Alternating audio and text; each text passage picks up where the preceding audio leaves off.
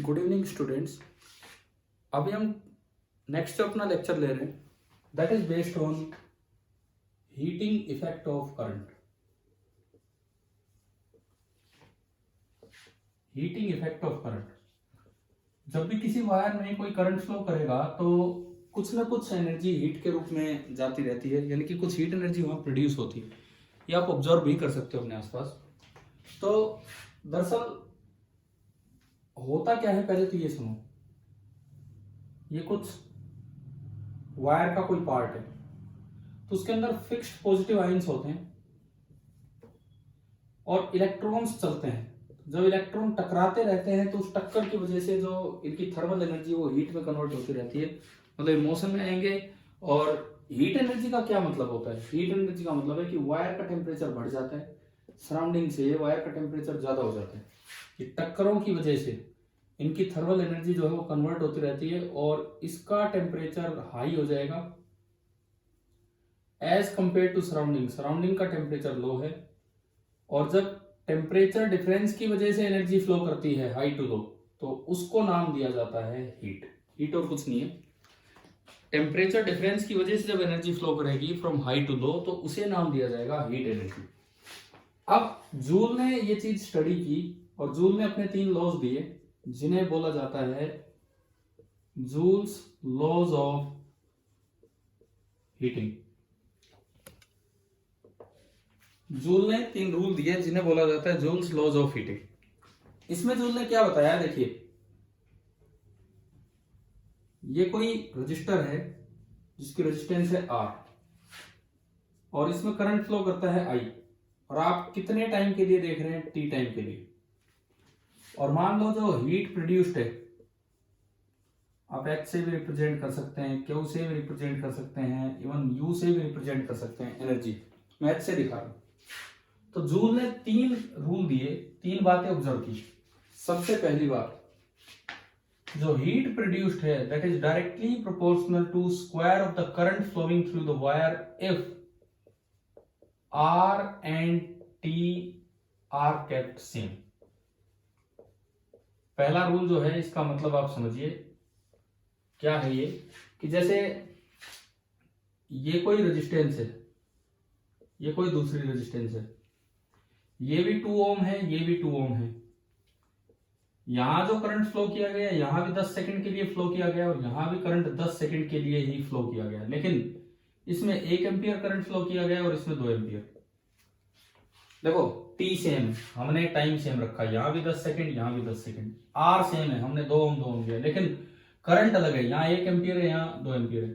तो यूं पाया गया कि अगर इसमें हीट H1 जनरेट हुई है तो यहाँ हीट उसका 4 टाइम्स जनरेट होती है 4H1, यानी कि H is directly proportional to I square की। करंट डबल हुआ तो हीट प्रोड्यूस डबल होगी। ये आपका जूल का पहला रूल था।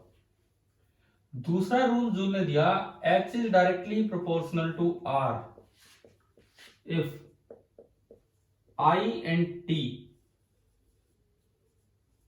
are kept same। अगर आप I और T को सेम रखते हैं, अगर आप I और T को सेम रखते हैं तो H डायरेक्टली प्रोपोर्शनल है R के। ये क्या था, देखिए हमने क्या किया, 2 रजिस्टर लिए, एक 1 ओम का एक 2 ओम का। हमने 2 अलग अलग रजिस्टर लिए, एक 1 ओम का एक 2 ओम का। करंट फ्लो करवाया, इसमें भी 1 एम्पियर इसमें भी 1 एम्पियर। टाइम इसमें भी 10 सेकंड टाइम इसमें भी 10 सेकंड। देखो I और ये सब रखा, तो अगर यहाँ हीट H1 प्रोड्यूस हुई तो यहाँ मिली कि 2H1 है, मतलब रेजिस्टेंस डबल करने पे हीट डबल हो रही थी, यानी कि H is directly proportional to R। देख सकते हो आप, करंट सेम लिया, टाइम सेम लिया, टाइम इंटरवल, तो रेजिस्टेंस जहां ज्यादा थी वहां हीट ज्यादा प्रोड्यूस हुई है।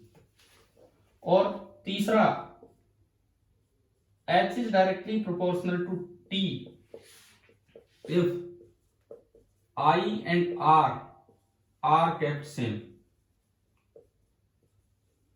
अगर आप I और R को सेम रखते हैं, मतलब आपने करंट चेंज नहीं किया, R चेंज नहीं किया, दोनों में सेम रखा। कैसे? देखिए 2 रजिस्टर लिए, ये भी 1 ओम ये भी 1 ओम, इसमें भी करंट 1 एम्पियर इसमें भी करंट 1 एम्पियर, लेकिन यहां तो 10 सेकंड के लिए करंट फ्लो किया और यहाँ 20 सेकंड के लिए। तो यूं पाया कि यहाँ हीट अगर H1 प्रोड्यूस हुई है तो यहाँ उसकी डबल।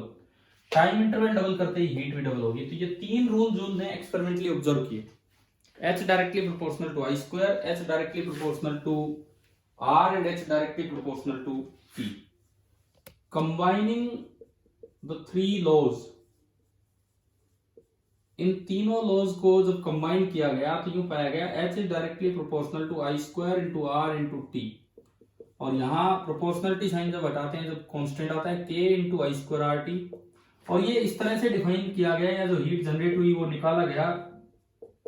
तो यहाँ पे जो K की वैल्यू मिली वो 1 थी, इतनी हीट जनरेट हो रही थी। जब प्रैक्टिकली मेजर करके देखा तो हीट जनरेशन का एक फॉर्मूला आ गया कि किसी भी R रेजिस्टेंस में, हमारे पास एक फॉर्मूला आ गया कि किसी भी R रेजिस्टेंस में अगर I करंट फ्लो कर रहा है T टाइम के लिए, तो जो हीट वहां जनरेट हुई होगी that will be I square into R into T। इसमें क्या है कि अभी हम पावर पे चलेंगे अगले लेक्चर में, फिलहाल मैं केवल हीट तक अपने आप को सीमित रख रहा हूं, हीट एनर्जी तक।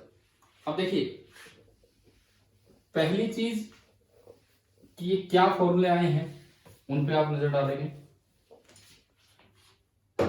मान लीजिए कोई एक रेजिस्टेंस है R, आपने वोल्टेज दी V और इस वजह से करंट आ रहा है I, मतलब इसके पास पूरी V वोल्ट है और कोई एलिमेंट नहीं है, कहीं कोई बंटवारा नहीं है, पूरी V वोल्टेज है।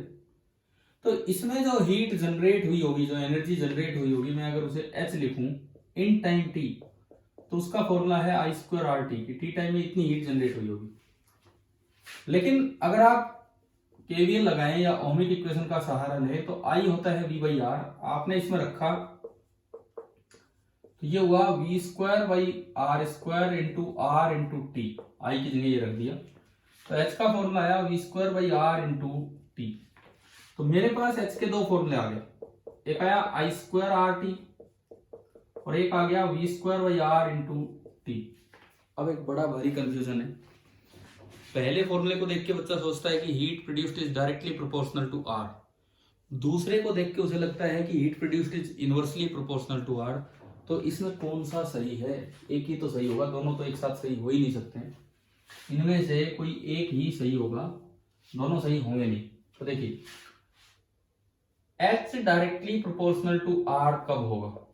जब ये वाला फॉर्मूला हो और ये वाले फॉर्मूले दोनों वैलिड हैं, लेकिन अगर इस तरह हो कि I स्क्वायर इंटू टी और R, यानी कि अगर ये चीज इंडिपेंडेंट ऑफ R हो, अगर ये चीज इंडिपेंडेंट ऑफ R हो तो H directly proportional to R होगा। और ऐसा तब होगा जब करंट सभी एलिमेंट्स में सेम हो।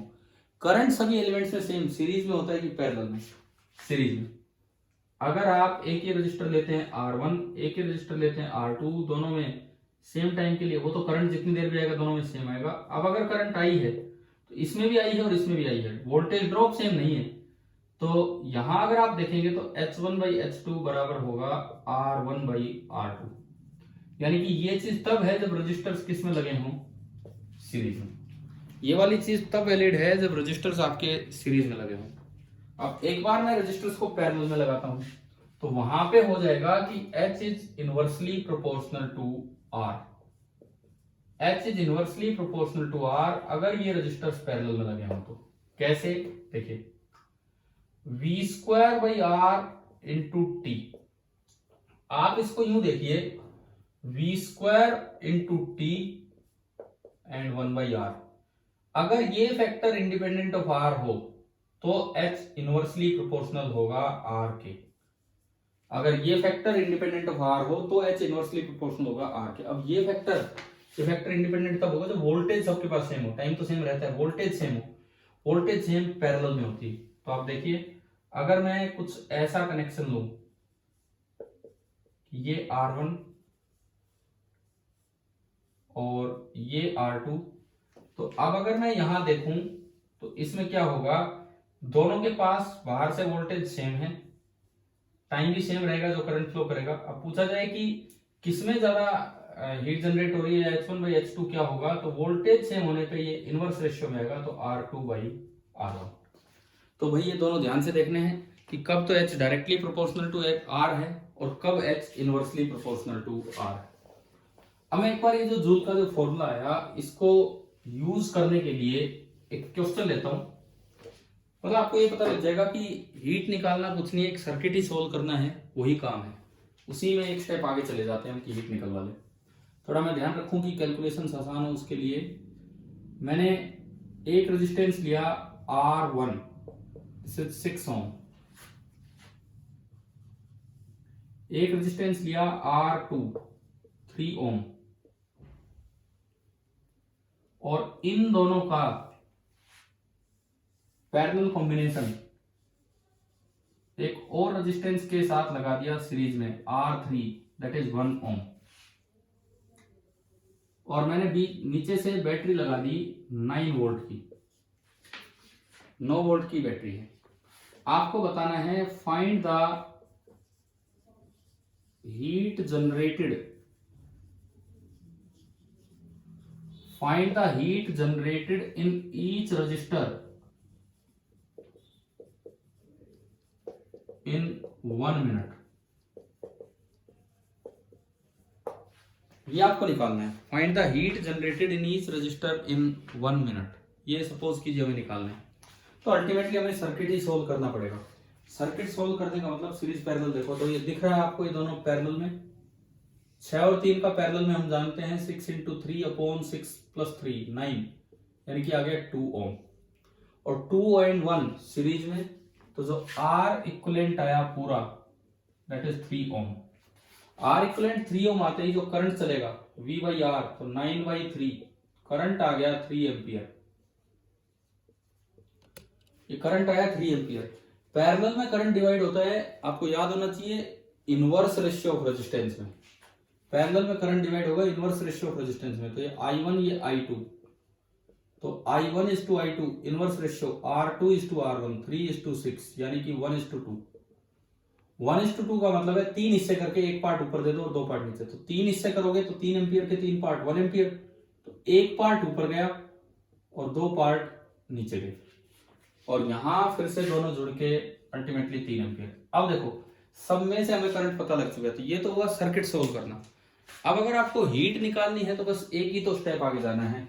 मैं अगर लिखूं H1 heat generated in first, I1² I1 मतलब 1 है, R 6 है, और T टाइम ये 1 मिनट पूछा है, ऐसा यूनिट में सेकंड होता है तो 60 सेकंड, तो ये आया 360 जूल।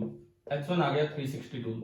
H2 I2 है आपका 2 इंटू R 3 और इंटू टाइम अगेन 60 सेकंड, तो आया 4 और 3 12 और 72 720 जूल। और अब मैं निकालू H3 इसमें से, तो I का स्क्वायर 3 का square into R into T 60 second, तो 540 जूल। तो तीनों में आपको अलग अलग पता लग गया कि भाई किसमें कितनी हीट जनरेट हुई। 6 ओम वाला में ऊपर निकाला, फिर 720 इसमें आई 3 ओम वाले में, और लास्ट आपका 1 ओम वाले में। टोटल चाहिए तो इनका सम हो जाएगा। तो शायद आपको हीटिंग इफेक्ट ऑफ करंट के बारे में पता लग गया होगा कि जो सर्किट आप सोल्व करते हैं उसी से एक स्टेप आगे गया कि अगर हीट भी पूछ ले तो आई निकालने के बाद I² RT कर दो। टी अगर मिनट में है तो पहले SI यूनिट में कन्वर्ट करो ताकि वो जूल में है। ठीक है, अगले लेक्चर में हम थोड़ा और पावर और इनके बारे में चलेंगे। आप तब तक ये पढ़िए। Thank you.